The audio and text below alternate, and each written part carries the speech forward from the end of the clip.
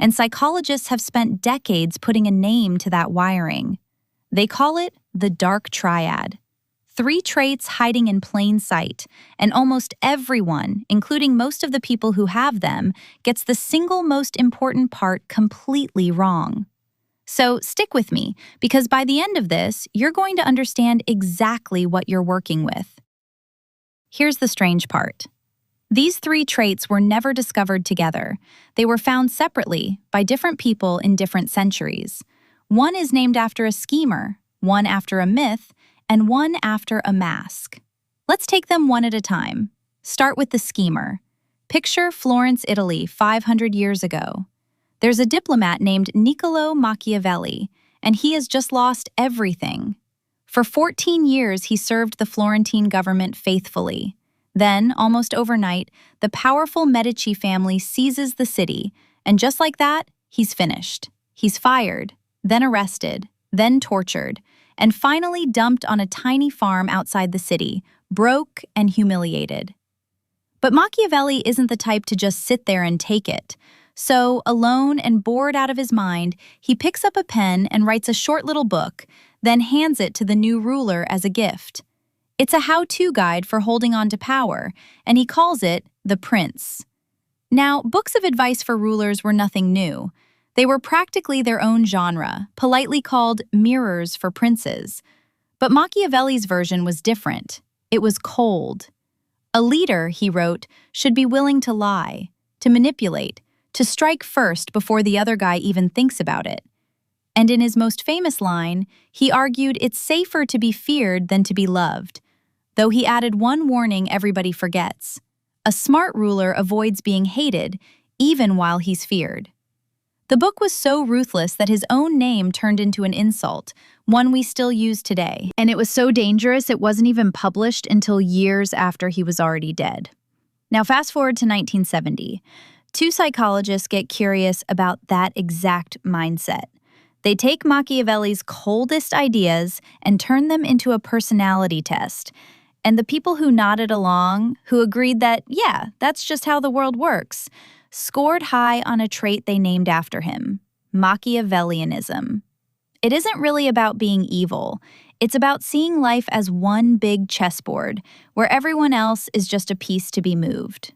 For the second trait, we have to go back a lot further, not centuries, thousands of years, all the way to ancient Greece. There's a myth, written down by the Roman poet Ovid, about a young man named Narcissus.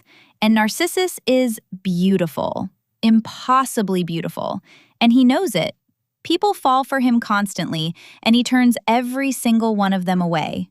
One of them is a mountain nymph named Echo, who's been cursed so she can only repeat the last words other people say. She adores him from the trees, but when she finally shows herself, he rejects her too. Heartbroken, she wastes away until there's nothing left of her but her voice, still echoing through the hills. That's actually where the word echo comes from. But the gods have been watching, and they decide Narcissus should feel exactly what he's been doing to everyone else. So Nemesis, the goddess of revenge, lures him to a still silver pool. He kneels down for a drink, catches his own reflection, and falls hopelessly, permanently in love. With himself. He can't look away. He can't leave. He just stares at his own face until he withers away and dies right there at the water's edge. And where his body had been, they found a single white flower. We still call it a narcissus. Now here's where it gets interesting. For almost 2,000 years, that's all this was, a sad little cautionary tale. Then, around the turn of the 20th century, psychologists went hunting for a word to describe people who seemed trapped in that exact kind of self-love. 2 of them, Havelock Ellis and Paul Necka, started using the term narcissism. But it was Sigmund Freud who really ran with it.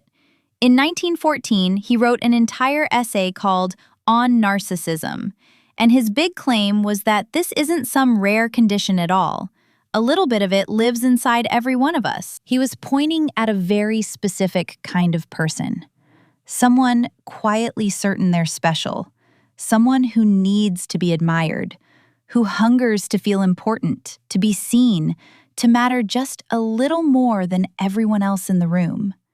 And by 1979, psychologists had turned all of that into a test you could actually sit down and score. But here's the part almost nobody tells you. A little bit of this trait isn't a flaw. It's fuel. It's the engine humming underneath nearly every person who ever did something big. Which brings us to the third trait, and this is the coldest of them all. Back in 1941, an American doctor named Hervey Cleckley started noticing something that genuinely disturbed him. He had patients who seemed perfect on the surface, warm, charming, the kind of people everyone likes. But the longer he spent with them, the more he realized that behind the friendly face, there was almost nothing there. They could lie without so much as a blink, turn on the charm without meaning a word of it, and feel none of it underneath. No guilt, no fear, no real connection to another human being. And the truly unsettling part? If you met one, you'd probably like them. Cleckley wrote a book about it and gave it a title that says everything: The Mask of Sanity. Decades later, a psychologist named Robert Hare took that idea and built the checklist experts still use today. Because the truth is, this trait was never really about violence. It's about a strange, fearless calm that most people go their whole lives without ever feeling. The name for it is psychopathy, and of the three, it's the coldest by far. So for decades, these were three completely separate stories: a schemer, a mirror, and a mask, sitting in three different corners of psychology. Until 2002, when two researchers named Delroy Paulus and Kevin Williams noticed something strange. These traits kept showing up together, in the very same people, over and over. So they finally gave the pattern a name: the Dark Triad. Three dark traits that travel as a set, and the deeper they dug, the more one uncomfortable fact kept surfacing. If you scored high on one, you very often scored high on the other two. So these aren't rare monsters lurking in some faraway place. They live, in small doses, inside almost every single one of us, including, quite possibly, you. So let's try something, just between us. Forget the clinical words for a second, and I'll walk you through some very ordinary moments. Your only job is to quietly notice how many of them feel a little too familiar. Nobody's watching but you. Start with strategy. Think back to the last time you walked into a room and, without even trying, instantly mapped out who had the power. Maybe you've caught yourself in the middle of a conversation feeling weirdly removed, like you were quietly winning a game nobody else knew they were playing. Working out who matters, who to win over, who to keep at arm's length. Sometimes you say the exact thing a person needs to hear, not because you mean it, but because it just works. You're already 3 moves ahead while they're still figuring out their first. And every now and then, you let someone underestimate you completely, on purpose. If a couple of those hit a nerve, congratulations, you've got a streak of the strategist in you. Now, the mirror. There are moments where you're just quietly, completely sure you're the most capable person in the room. Maybe you've replayed a memory where all eyes were on you, just to feel that little rush one more time. Sometimes it honestly baffles you that other people can't see what seems so obvious. And deep down, you don't just hope you're meant for something bigger. You believe it. Part of you has always wanted a much bigger stage than the one you were handed. That's not weakness, by the way. That's the quiet engine running underneath almost everyone we call remarkable. And now, the cold one. This is the trait most people are terrified to admit they have. Picture the last real crisis you were in.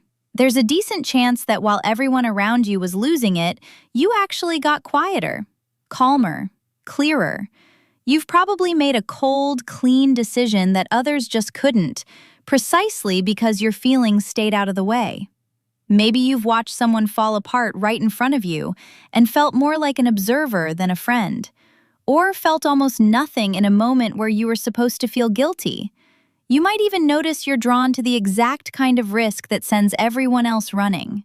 And look, none of this makes you a bad person. It just makes you a very specific kind of person.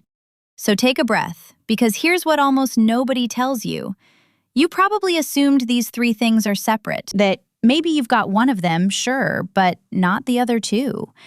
Except study after study keeps landing on the same uncomfortable result. They travel together. One of these traits almost never walks alone. In fact, researchers think they've found the single root all three grow out of. They call it the dark core. It's a quiet willingness to put yourself first, to stay in control when it counts, to move while everyone else freezes. Most people hear that idea and flinch. You probably didn't, and that's the tell. Because if even one of these traits felt like looking straight into a mirror, the odds are good you're carrying all three. Not a monster, not a saint. Something far more interesting than either. And it puts you in a very small and very powerful group. So, what does it actually mean to carry all three of these at once? First, let's kill the boring myth. Having these traits does not make you a villain. Villains are just the people who never learned how to aim them. Because the same three traits show up in some of the most effective people who ever lived. Think of the surgeon who stays perfectly steady while a life slips through their fingers. The leader who makes the brutal call nobody else has the stomach for. The founder who hears the word impossible and feels absolutely nothing. The gap between a menace and a mastermind is almost never the traits themselves. It's the aim. Your strategy lets you see the whole board while everyone else just sees chaos. Your confidence lets you walk into rooms that were built to intimidate you.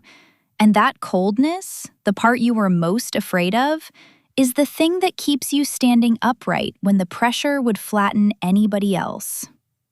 That's the good part, but there's always a catch, because these traits are a blade with no handle. Grab them carelessly and you'll push people away, quietly burning every bridge you've got until you're standing alone at the top of something that doesn't mean anything anymore.